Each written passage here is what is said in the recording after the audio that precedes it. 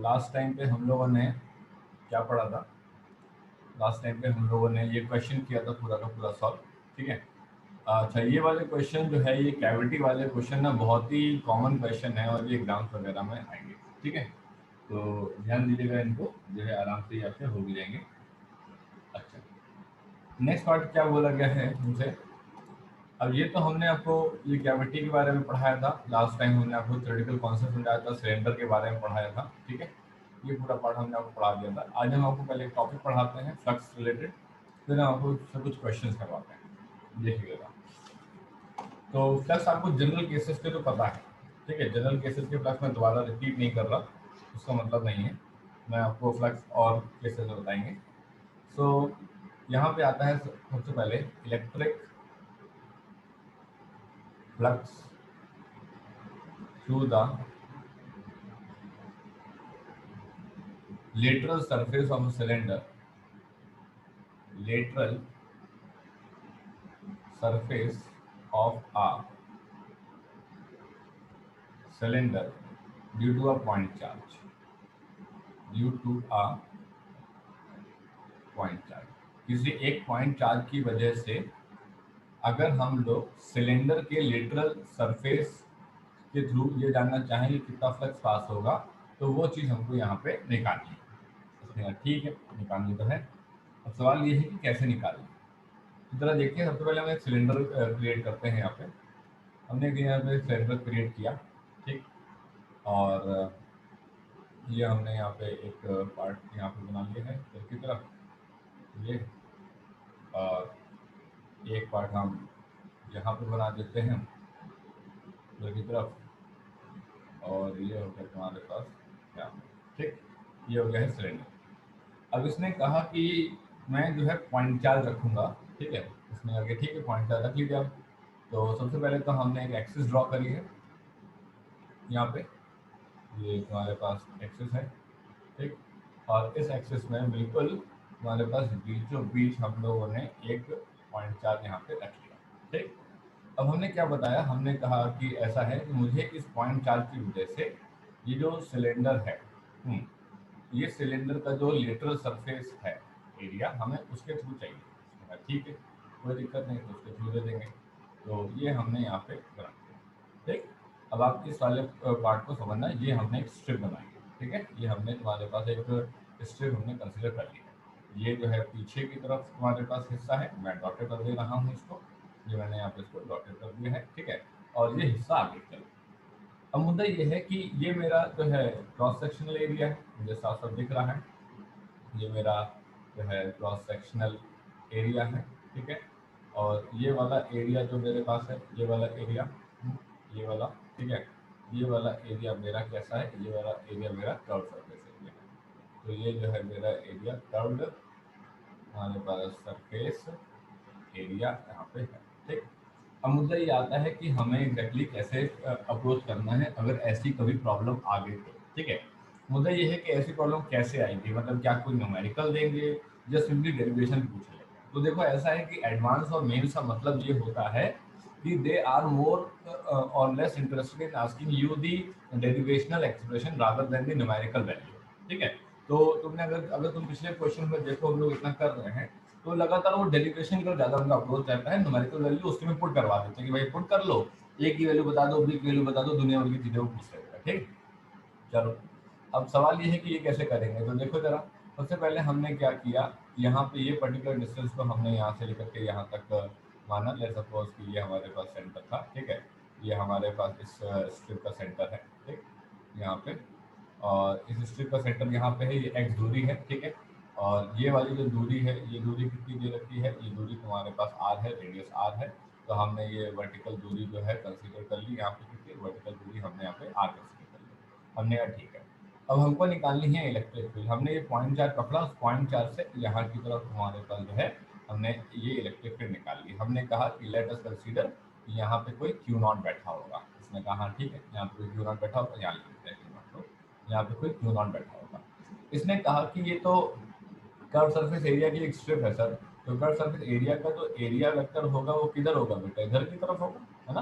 Curve surface area का area vector इधर की तरफ होगा। तो सेम तरीके से मैंने कहा कि जो कर्व सरफेस एरिया का जो एरिया वेक्टर होगा वो डी ए वेक्टर हम लोग यहाँ मान लेंगे। हमने कहा ठीक है, बिल्कुल परपेंडिकुलर है तो सही है, इसमें तो कोई दिक्कत ही नहीं है। इसने कहा ठीक। अब इसने कहा कि सर अब थीटा यहाँ पे इसको मानना चाहते हैं, ये हमारे पास थीटा है और सिमिलर तरीके से ये हमारे पास यहाँ पे थीटा हो गया, ठीक है, ये हमने यहाँ पे थीटा कंसिडर कर लिया, ठीक, कोई दिक्कत नहीं। अब मुद्दा ये था कि इस पर्टिकुलर जो ये स्ट्रिप है, ये जो पर्टिकुलर स्ट्रिप है, इस पर्टिकुलर स्ट्रिप की सर दूरी हम लोग कितनी मानेंगे, इस पर्टिकुलर स्ट्रिप की हम लोग दूरी कितनी मानेंगे। तो इसने कहा इस पर्टिकुलर स्ट्रिप की जो तुम्हारे पास थिकनेस है आप इसे dx मान लीजिए। हमने कहा ठीक, कोई दिक्कत नहीं। अब इस पर्टिकुलर स्ट्रिप का जो dx है हमको एरिया कैसे मिलेगा। इसने कहा कि एरिया ऑफ एलिमेंटल स्ट्रिप, आप जितने भी क्वेश्चन देखो मेंस के या एडवांस के, आपको वहाँ पे एक चीज नजर आएगी कि वो हर बार ये एलिमेंटल स्ट्रिप लेकर के सवाल बहुत करवाते हैं, ठीक है। तो इस टेक्निक को थोड़ा पकड़ना शुरू कर दो कि जब एलिमेंटल स्ट्रिप लेनी होगी तो उसका एरिया कैसे निकालेंगे।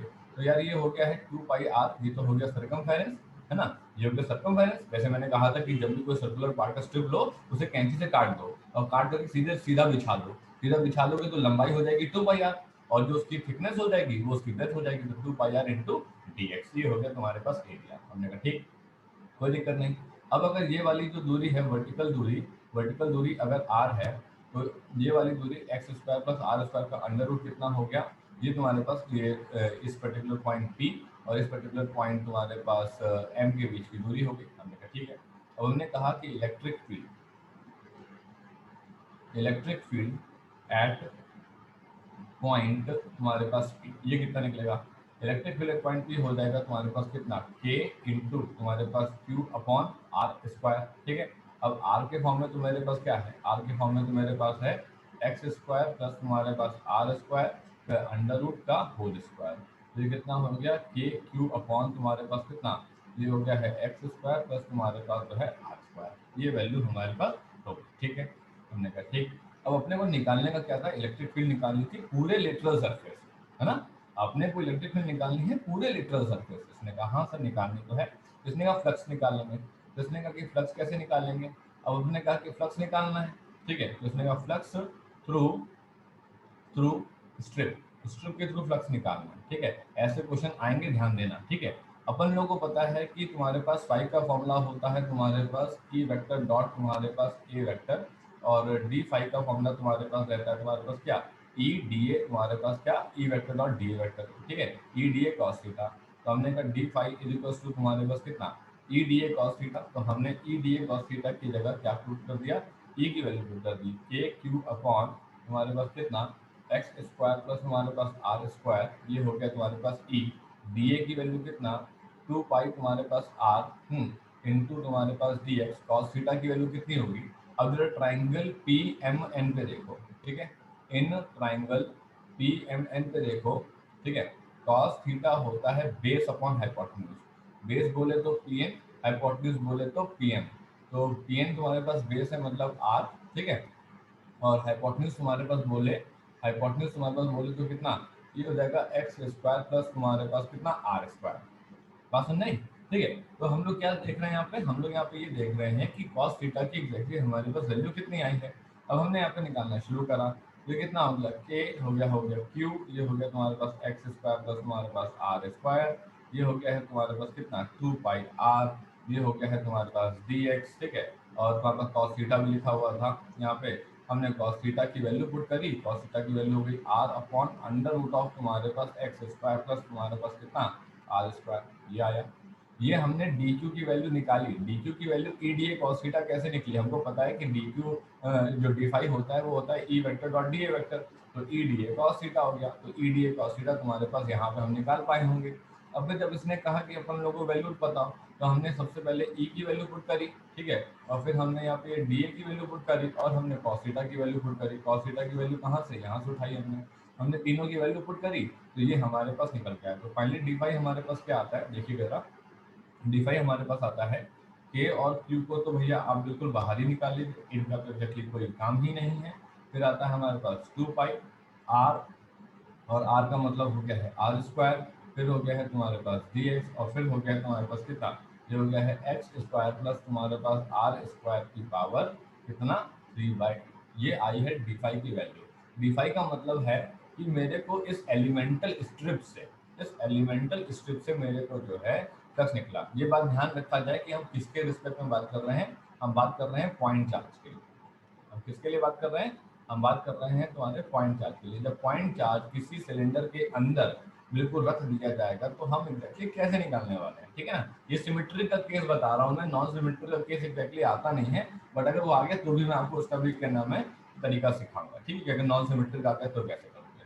तो D phi is equal to हो गया के cube minus 2 pi R square D X और X square plus are square.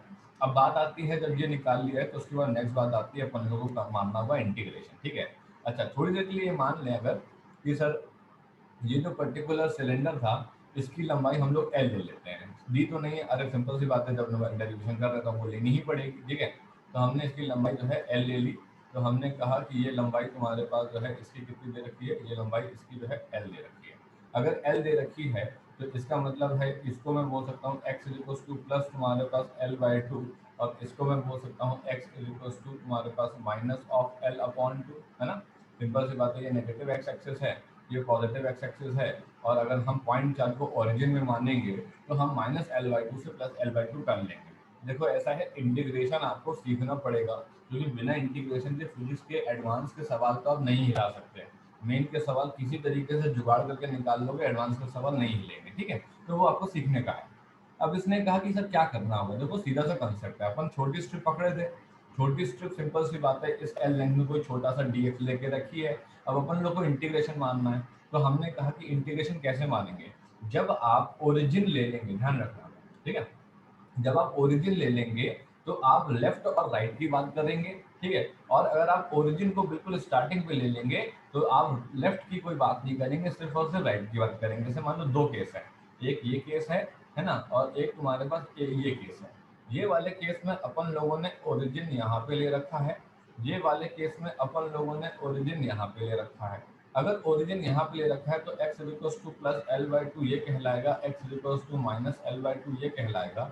अगर ओरिजिन यहाँ है तो x इक्वल्स टू जीरो ये कहलाएगा, और x इक्वल्स टू एल ये कहलाएगा, ठीक है। लिमिट्स ऑफ इंटीग्रेशन को चूज करने की जॉब आपकी है, सवाल आपको नहीं बताएगा, इस बात का ध्यान रखिएगा, ठीक है। ये आपकी जॉब है कि आप उसे कैसे जो है सिलेक्ट करें, ठीक।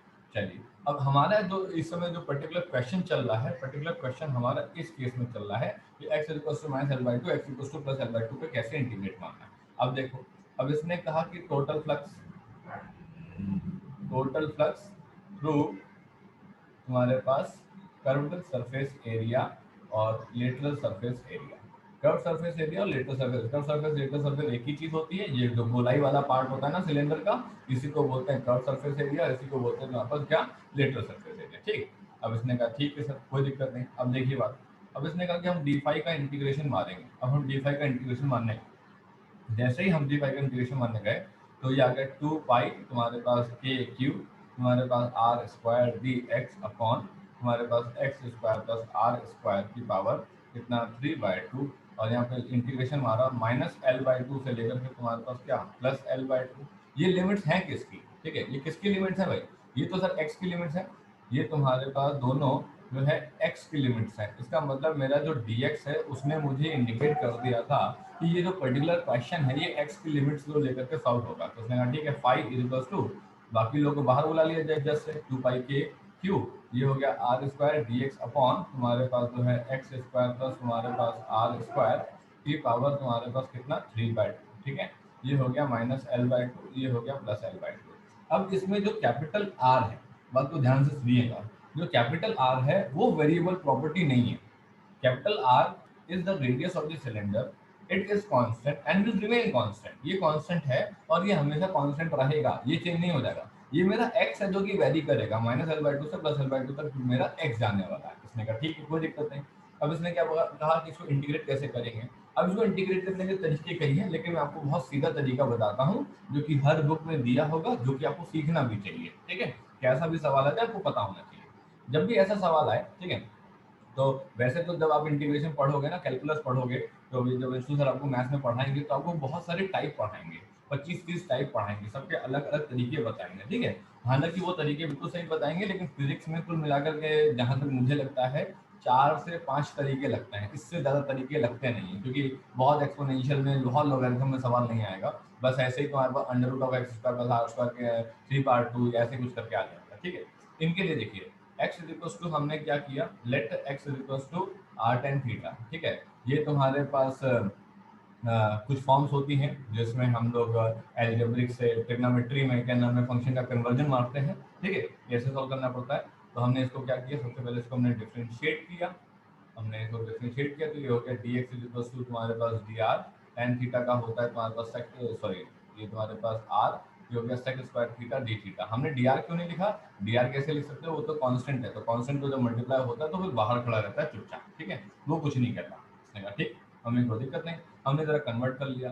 फाइव इक्वल्स टू हो गया 2 पाई तुम्हारे पास k क्यूब है, आर स्क्वायर तुम्हारे पास यहाँ पे है, और dx की जगह पे हमने लिखा r, ये हमने लिखा सेक स्क्वायर थीटा, ये हो गया डी थीटा। ठीक है, x की जगह पे हमने लिखा तुम्हारे पास are square tan square theta plus तुम्हारे पास आर स्क्वायर की पावर तुम्हारे पास कितना 3/2, और ये तुम्हारे पास -l/2, और ये तुम्हारे पास +l/2। ठीक है, अब आप कहोगे कि एक चीज़ आप यहाँ गड़बड़ कर रहे हैं, आपको यहाँ पे -l/2 +l/2 नहीं लिखना चाहिए, क्योंकि क्वेश्चन में डी थीटा आ चुका है। आपको चाहिए कि आप लिमिट्स को चेंज करें।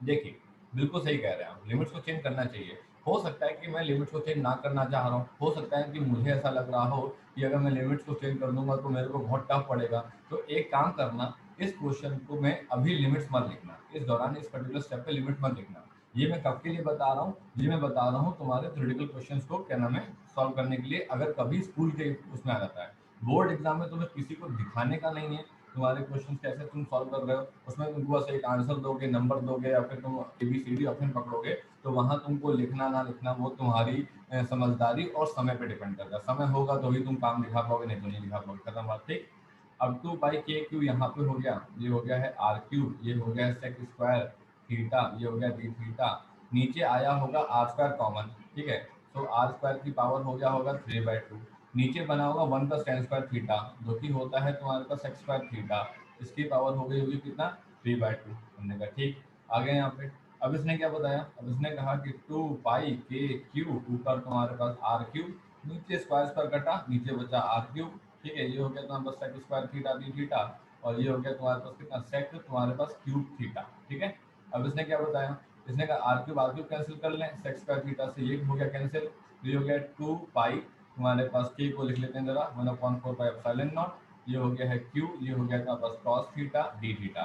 अब आप कहोगे कि ये तुम्हारे पास cos थीटा डी थीटा में पूरा का पूरा आ गया। ठीक, जैसा कि मैंने आपको बताया था, बच्चा ये कहता कि आप अगर x की लोअर लिमिट के बारे में बात करें तो वो तो तुम्हारे पास -l/2 है, और अगर आप x की अपर लिमिट के बारे में बात करें तो वो तुम्हारे पास +l/2 है। आप चाहते तो थीटा के फॉर्म में यहीं से लिमिट चेंज कर लेते, कैसे, देखो ऐसे कर लेते, मैं आपको पुट करता -l/2 = r तुम्हारे पास tan थीटा।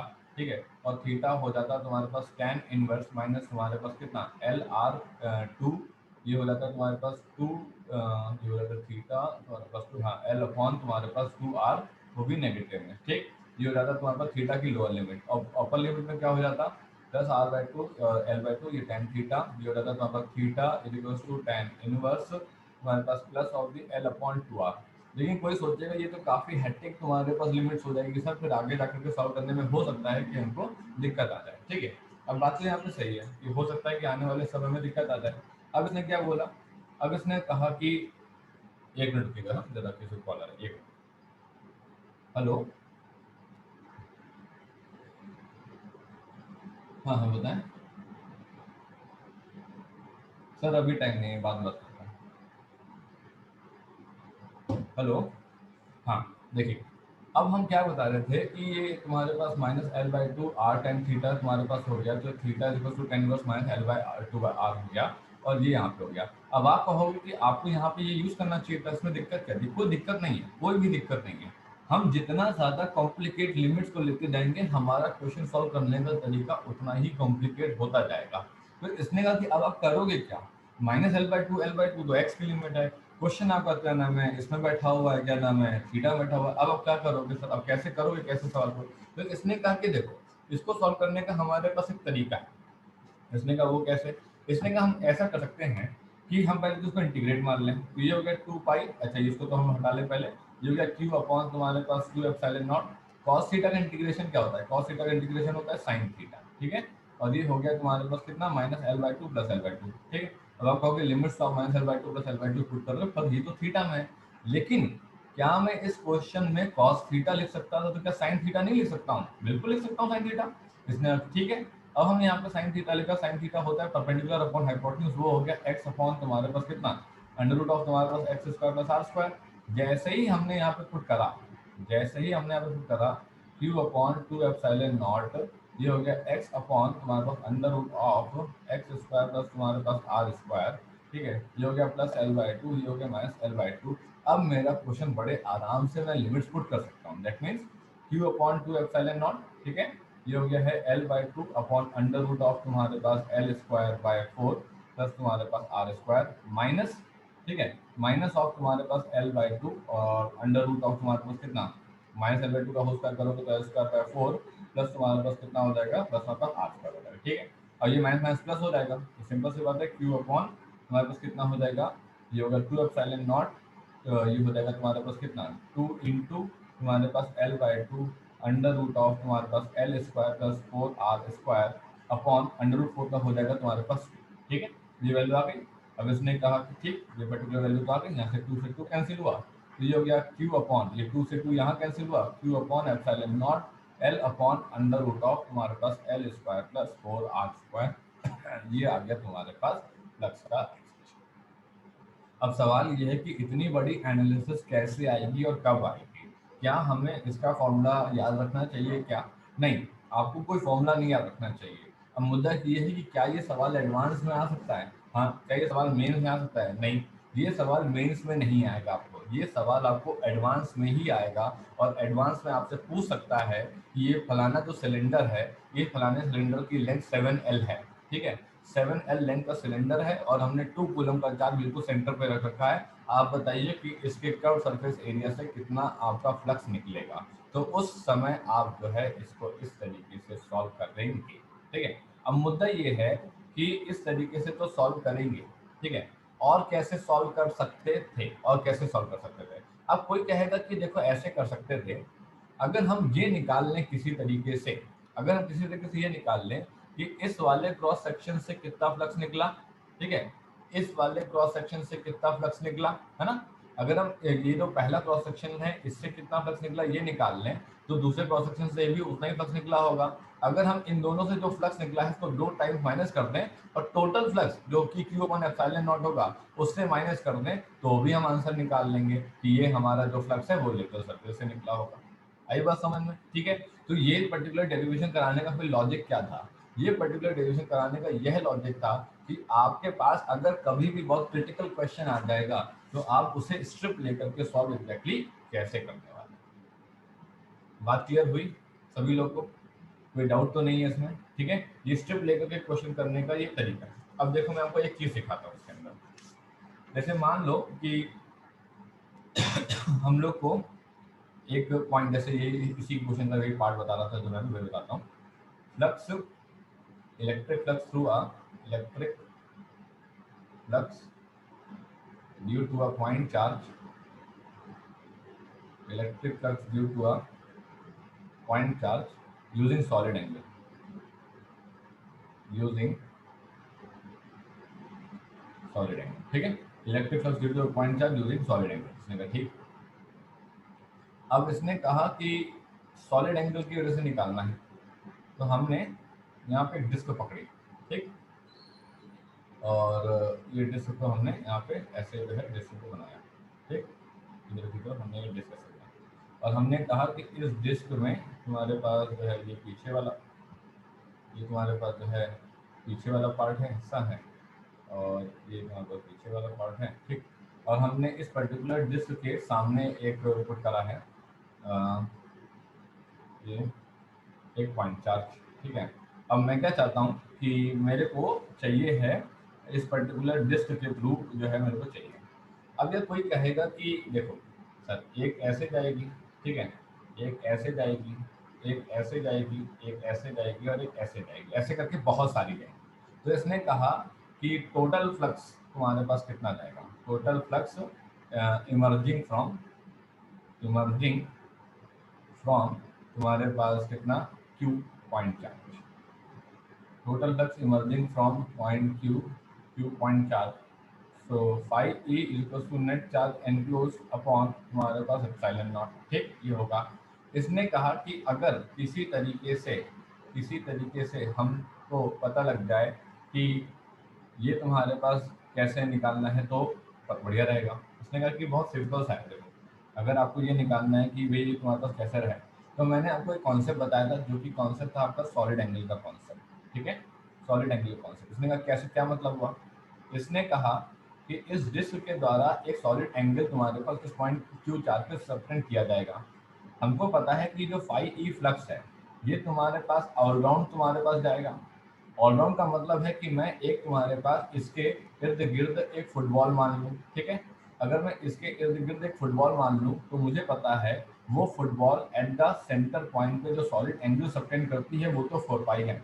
ये तो पता ही होना चाहिए कि एक ये तो पता होना चाहिए कि एक जो स्फीयर होता है अपना, ठीक है, एक जो अपना स्फीयर होता है वो अपना स्फीयर, जैसे हमने क्या बताया स्फीयर के मामले में, स्फीयर के मामले में ये बता रहा हूँ कि ये जो पर्टिकुलर हमारे पास फुटबॉल है, ठीक है, इस फुटबॉल में ये, और इस फुटबॉल में ये वाला पार्ट, ठीक, इस फुटबॉल में ये वाला पार्ट, इस फुटबॉल में ये वाला पार्ट, ये और ये, ठीक है। इसने कहा कि ये जो पर्टिकुलर एंगल है ना, हम इसके बारे में बात कर रहे हैं, ठीक है, ये वाले एंगल के बारे में बात कर रहे हैं। इसने कहा कि अगर स्क्वायर होता है, ठीक है, तो सॉलिड एंगल जो होता है वो 3D एंगल होता है, वो होता है 4 पाई। और अगर ये प्लेन सर्कल होता, तो एंगल होता कितना, 2 पाई होता। ये तो बहुत सीधी सी बात है, हमको नई बात तो है नहीं। फाइव ई वो टोटल फ्लक्स है जो कि 4 पाई से पास हो रहा होगा इस पॉइंट क्यू चार्ज का। पर मैं इंटरेस्टेड नहीं हूँ कि मुझे टोटल फ्लक्स चाहिए, मैं जानना चाहता हूँ सिर्फ और सिर्फ ये वाली लाइंस के बारे में। ये कितनी लाइंस हैं जो कि तुम्हारे पास यहाँ से पास कर रही है, मैं इसमें इंटरेस्टेड हूँ। इसने कहा ठीक है, कोई दिक्कत नहीं, हम लोग को पता है, मैंने आपको पढ़ाया था। मैं पीछे लेके चलता हूँ आपको जरा, थोड़ा सा यहाँ पे देखिएगा, शायद यहाँ पढ़ाया था सॉलिड एंगल का कंसेप्ट। इसमें था कि इसके पहले था, इसके पहले रहा होगा सॉलिड एंगल का कंसेप्ट। हाँ, ये रहा। मैंने आपको बताया था कि सॉलिड एंगल के कंसेप्ट में क्या होता है। सॉलिड एंगल में हम लोग एक फॉर्मूला डिराइव करते हैं, ठीक है, ये रहा वो फॉर्मूला, मैंने डिस्क के थ्रू आपको बताया था।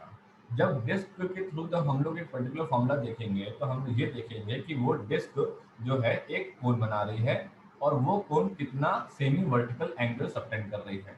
वो सेमी वर्टिकल एंगल था अल्फा। तो अल्टीमेटली हमने फॉर्मूला निकाला था कि जो सॉलिड एंगल होगा, अच्छा सॉलिड एंगल का सिंबल ये भी होता है, ठीक है, ये ओम का सिंबल भी होता है, सॉरी ये नहीं है, ये एल के। सॉलिड एंगल का सिंबल ये भी होता है, ठीक है। तो ये पर्टिकुलर सिंबल भी आप इस्तेमाल कर सकते हैं या ओमेगा भी कर सकते हैं, तो बेहतर है आप इसको ओमेगा ही करिएगा, क्योंकि हमने आपको ओमेगा पढ़ाया है, आप ओमेगा करिएगा। 2 पाई 1 माइनस कॉस अल्फा जो होता है वो फॉर्मूला होता है तुम्हारे पास किसी भी डिस्क के द्वारा जो सॉलिड एंगल सबटेंड किया होता है उसका फॉर्मूला होता है। इसने कहा ठीक है, अब हम लोग बात करते हैं जरा यहाँ पे, ठीक। इसने क्या बताया, इसने कहा कि अगर हम लोग यहाँ पे देखें तो फाइव ई ऑल राउंड है, 4 पाई है, तो इसने कहा कि वो फाइव ई डैश रहा होगा जो कि सॉलिड एंगल तुम्हारे पास ओमेगा डैश में आया होगा। तो हमने कहा कि ये वाला जो सॉलिड एंगल है तुम्हारे पास ओमेगा डैश है।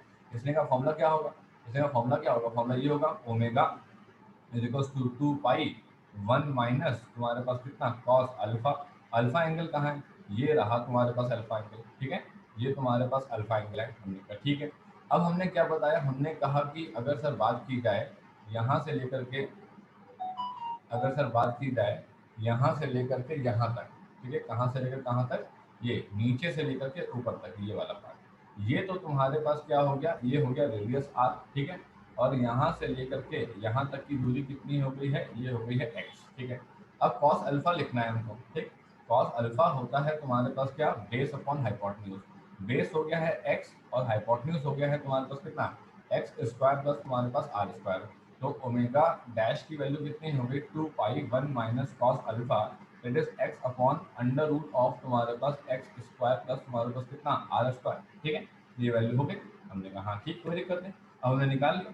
तो हमने कहा कि phi E dash is equals to phi E into तुम्हारे पास ओमेगा डैश अपॉन कितना 4 पाई। हमने यहाँ पे सॉल्व किया, फाइव ई की वैल्यू कितनी, क्यू अपॉन तुम्हारे पास एप्सिलॉन नॉट, ओमेगा डैश की वैल्यू कितनी two pi 1 minus x upon under root of तुम्हारे पास एक्स स्क्वायर प्लस तुम्हारे पास आर स्क्वायर, ठीक है। और ये हो गया तुम्हारे पास कितना 4 पाई, 2 पाई 1 जा 2 पाई 2 जा, तो क्यू अपॉन तुम्हारे पास कितना 2 epsilon 1 minus x upon under root of तुम्हारे पास X square plus are square. ये हो गया तुम्हारे पास इलेक्ट्रिक फ्लक्स का फॉर्मूला। आई बात समझ में, ठीक है। तो अगर आपसे पूछे कि इलेक्ट्रिक फ्लक्स बेटा कितना होता है, सॉलिड एंगल का कॉन्सेप्ट तो इस्तेमाल करना ही पड़ेगा, ठीक है, क्योंकि सॉलिड एंगल किसी भी क्वेश्चन को with in a step solve कर सकता है। अब जैसे पिछला ही सवाल देखो, पिछला सवाल हम लोगों ने कितना बड़ा किया। अगर हम सॉलिड एंगल से ये निकाल लेते कि ये भाई स्ट्रिप का फॉर्मूला है, ठीक है, ये तुम्हारे पास स्ट्रिप का फॉर्मूला है, यहाँ से हम लोग निकाल लेते, हम इसको 2 गुना करते और क्यू बाय एप्सिलॉन नॉट से मैच करते और फटाफट हमारा आंसर निकल के चला आता, ठीक है। इस तरीके से पूरा का पूरा यहाँ पे क्वेश्चन सॉल्व होगा। अब एक बहुत रैंडम क्वेश्चन करवा रहा हूँ, जरा इसको देखना। इसने कहा कि electric flux through mouth of the लोटा, ठीक है, इलेक्ट्रिक फ्लक्स थ्रू द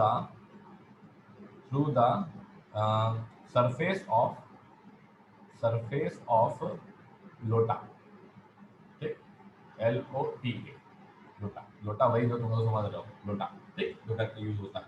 इसने कहा कि लोटा के थ्रू हमको निकालना है, उसके सरफेस के थ्रू निकालना है। इसने कहा लोटा के थ्रू कैसे निकालेंगे, क्यों नहीं निकाल सकते, लोटा के थ्रू बड़े आराम से निकाल सकते हैं। जैसे ना देखो, ये तुम्हारे पास ये बनेगा, ठीक है, और थोड़ा सा ढंग का लोटा बन जाए बस, ठीक है, और ये तुम्हारे पास ऐसे, और ये तुम्हारे पास ऐसे, और ये तुम्हारे पास, हाँ ठीक, सही। तो ये हमने यहाँ पे बना दिया लोटा, ठीक। अब इस पर्टिकुलर लोटा में कहीं पॉइंट चार्ज रख देंगे, कहीं भी रख सकते हैं, तो इनकी मर्जी। ये इन्होंने ले सपोज इन्होंने इधर पॉइंट चार्ज रख दिया, ठीक। और इन्होंने हमसे पूछा है कि अब आपको निकालने का है तुम्हारे पास यहाँ से लेकर के यहाँ तक तुम्हारे पास हाइट h, ठीक है, और यहाँ से लेकर के यहाँ तक तुम्हारे पास क्या नाम है रेडियस r, ठीक। ये इन्होंने हमसे पूछा, हमने कहा ठीक, कोई दिक्कत नहीं। अब ये हमसे क्या चाहते हैं, ये हमसे चाहते हैं कि हमें सरफेस से चाहिए, ठीक है। हमने लोटा से पूछा कि लोटा तुम्हारे पास क्या है, इसने कहा, लोटा ने कहा कि मेरे पास क्या है, मेरे पास एक तो सरफेस है, ठीक है, प्लस मेरे पास ओपन वाला माउथ है, प्लस मेरे पास ओपन वाला माउथ है। इसने कहा ठीक है। इसने कहा कि फाई टी मतलब कि तुम्हारे पास टोटल फ्लक्स, फाई टी का मतलब हो गया तुम्हारा टोटल फ्लक्स, तो phi T is equals to phi of तुम्हारे पास क्या सरफेस प्लस फाई ऑफ तुम्हारे पास क्या माउथ, फाई ऑफ तुम्हारे पास क्या, फाई ऑफ तुम्हारे पास जो है माउथ, वो वाला माउथ जो कि तुम्हारे पास ओपन है, ठीक है। हमने कहा ठीक। फाई टी तुम्हारे पास क्या है, फाई टी है तुम्हारे पास टोटल फ्लक्स, टोटल फ्लक्स का मतलब है टोटल चार्ज जो ये क्यू तुम्हारे पास यहाँ पे है, इसके द्वारा तो ऐसे भी निकल रही होगी, ऐसे भी निकल रही होगी, ऐसे भी निकल रही होगी, है ना, और तुम्हारे पास ऐसे भी निकल रही होगी और ऐसे भी निकल रही होगी। तो हमने कहा इसकी वैल्यू तो होगी कितनी, क्यू अपॉन एप्सिलॉन नॉट, ठीक। अब सरफेस की बात आ गई, ये तो जानना है हमको। अब माउथ की बात आ गई, तो माउथ के बारे में तो मैंने अभी बताया था, ठीक। इसने कहा माउथ तुम्हारे पास है, तो इसने कहा माउथ का फॉर्मूला तो अभी निकाला था। माउथ मतलब एक डिस्क की तरह ट्रीट करेंगे, माउथ का मतलब है डिस्क की तरह ट्रीट करेंगे, सिंपल सी बात है। इसने कहा हाँ, तो इसने कहा Q upon 2 epsilon naught 1 upon x square plus are square. इसने कहा कि Q upon 2 epsilon naught 1 minus तुम्हारे पास कितना एक्स अपॉन एक्स स्क्वायर, मतलब यहाँ पे H upon under root of तुम्हारे पास क्या एच स्क्वायर प्लस तुम्हारे पास कितना आर स्क्वायर, ठीक है। तो क्यू अपॉन एप्सिलॉन नॉट में से क्यू अपॉन 2 एप्सिलॉन नॉट को, ठीक है, plus Q upon 2 epsilon not को, ठीक है, ये प्लस हुआ होगा माइनस हुआ होगा, तुम्हारे पास प्लस हो गया H upon under root of तुम्हारे पास H square plus are square कर दिया, हमने कहा ठीक है। जिसने का Q upon epsilon naught minus Q upon 2 epsilon naught में बचा होगा क्यू अपॉन तुम्हारे पास 2 epsilon naught plus Q upon तुम्हारे पास 2 epsilon naught H upon under root of तुम्हारे पास कितना H square plus are square, ठीक। ये वैल्यू निकाली तो ये हो गया क्यू अपॉन तुम्हारे पास कितना 2 एप्सिलॉन नॉट, ठीक, और ये हो गया 1 प्लस तुम्हारे पास H upon under root of तुम्हारे पास एच स्क्वायर प्लस तुम्हारे पास आर स्क्वायर। ये हो गया तुम्हारे पास, ये हो गया सरफेस ऑफ द लोटा के थ्रू। आप बात समझ रहे हैं। अगर कभी भी ऐसे सवाल आ जाएंगे तो ऐसे सवालों को करने के लिए ये अप्रोच मत लगाने बैठ जाना, वरना पूरे पेपर में एक सवाल होगा। ये इसलिए सिखाया गया है कि स्ट्रिप के थ्रू कैसे अगर निकालने को आ जाएगा तो मतलब कैसे निकालना, ठीक है। ऐसा तो नहीं कि सिर्फ किसी का एग्जाम दोगे, ओलंपियाड वगैरह भी दे डालोगे, KVPY भी दे डालोगे, इंटरनेशनल फिजिक्स ओलंपियाड के क्वेश्चन भी दे डालोगे, ठीक है, उसमें ये सब सवाल करने होते हैं, ठीक। और अगर आपके पास ऑब्जेक्टिव सवाल एडवांस क्वेश्चन आएगा तो ये ट्रिक अपनाना, टोटल फ्लक्स निकालना, डिस्क के थ्रू वाला पार्ट निकालना, माइनस कर देना और आपका आंसर आ जाएगा। ठीक, इस तरीके से आपको इन क्वेश्चन को सॉल्व करने का रहेगा। किसी को कोई डाउट यहाँ पे किसी भी तरीके का? क्लियर है कॉन्सेप्ट? ठीक है ना। एडवांस के क्वेश्चन तो देखो ऐसे ही रहेंगे, ठीक है, और बहुत ज़्यादा टफ नहीं रहेंगे, आप मतलब आराम से ये कर सकते हैं, ठीक है। और एक मैं आपको बड़ा टेढ़ा सा सवाल कराता हूँ ज़रा, ठीक है। ज़रा इस सवाल को देखना, काफ़ी इंटरेस्टिंग सवाल है, आपको अच्छा लगेगा, उम्मीद है। देखो ज़रा, फ्लक्स वगैरह के क्वेश्चन तो बहुत ज़्यादा टफ तो नहीं रहेंगे, लेकिन बहुत इजी भी नहीं रहेंगे। पहले तो एक ये वाला सवाल कर लूँ, फिर बाकी सवाल और करवाता हूँ। अब ये सवाल समझ में आ जाए ये बड़ी बात है, ठीक। 2008 का जेई का सवाल है, मतलब वैसे एडवांस का सवाल है ये, ठीक है। इसे कहा था न्यूक्लियर चार्ज, सुनना जरा ध्यान से सुनना, ठीक है। सवाल थोड़ा सा टेढ़ा है, ठीक है, आपको थोड़ी सी डिफिकल्टी आएगी, लेकिन आप सवाल अल्टीमेटली सॉल्व कर लेगा, कोई दिक्कत ऐसी आएगी नहीं बहुत। देखो जरा क्या बोला इसने। इसने कहा कि the nuclear charge Z is non-uniformly distributed within a nucleus of radius capital R with charge density। पहली बात तो ये तुम्हारे पास रो R, पहली बात तो ये तुम्हारे पास जो है रो R वर्सेस तुम्हारे पास R का ग्राफ है, ठीक है। हमेशा जब भी ऐसे क्वेश्चन में ग्राफ मिलता है तो लोग ये देखते ही नहीं है कि वाई एक्सिस में क्या लिखा हुआ है, वो ये सोचते हैं कि इलेक्ट्रिक फील्ड वर्सेस R लिखा हुआ है, शुरू हो जाते हैं। इधर ध्यान दे देना लिखा क्या हुआ है, ठीक। The charge density rho change per unit volume is dependent only on the radial distance r from the center of the nucleus as shown in the figure. The electric field is only along the radial direction. ठीक है, electric field is only along the radial direction. So this is the nucleus, right? ये तुम्हारे पास nucleus है। अब इन्होंने कहा electric field at R is equals to capital R मुझे को चाहिए होगी, ठीक है। और फिर मेरे को ए इक्वल्स टू 0 रखने पे the maximum value of the value of D चाहिए होगी, जो कि यहाँ पे है। फिर मेरे को चाहिए होगी electric field within the nucleus is generally observed to be linearly dependent of R or not, ये मेरे को चाहिए होगा। इसने कहा ठीक है सर, कोई दिक्कत नहीं। अब सबसे पहले बात आई कि ये कौन है भाई साहब, ये एटम नहीं है, ये एटम नहीं है, ये न्यूक्लियस है, ठीक है, न्यूक्लियस है। अब तुम कहोगे कि न्यूक्लियस है सर ये, ठीक है सर, इसके अंदर कौन रहता है, इसके अंदर रहता है कौन, प्रोटॉन रहता है। इसके अंदर कौन रहता है, इसके अंदर रहता है तुम्हारे पास कौन, न्यूट्रॉन रहता है। तुम कहोगे ठीक है, न्यूट्रॉन का तो छोड़ दो आप, इसका मतलब है सिर्फ प्रोटॉन की प्रेजेंस की वजह से इसका चार्ज टोटल कैसा है, पॉजिटिव है। हमने कहा ठीक, कोई दिक्कत नहीं। अब यहाँ पे जो रोआर है, वो रो आर जो है वो स्मॉल आर के साथ, ऑब्वियसली स्मॉल आर क्या है, हमेशा radius of the Gaussian surface है हमारे लिए, ठीक है। अच्छा, अब इसने कहा कि रो आर जो है वो तुम्हारे पास फंक्शन ऑफ तुम्हारे पास आर है।